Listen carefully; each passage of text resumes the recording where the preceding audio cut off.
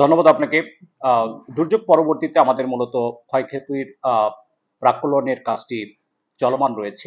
এখন পর্যন্ত আমাদের যে ক্ষয়ক্ষতি হয়েছে সেটার দৃষ্টে মনে হয়, সেটার দৃষ্টে যে তথ্যটুকু আমরা পেয়েছি সেটি হচ্ছে যে 5,860টি পুকুর ও 950টি মৎস্য ঘের যেটি প্লাবিত হয়েছে।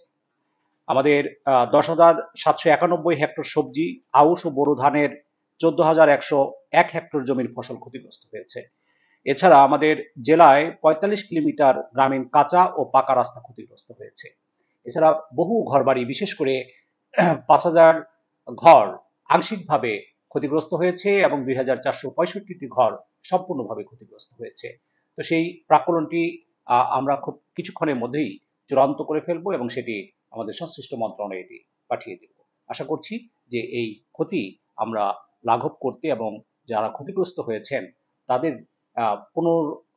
পুনর্বাসনের ক্ষেত্রে আমরা কার্যকর ভূমিকা রাখতে সমর্থ হব। ধন্যবাদ।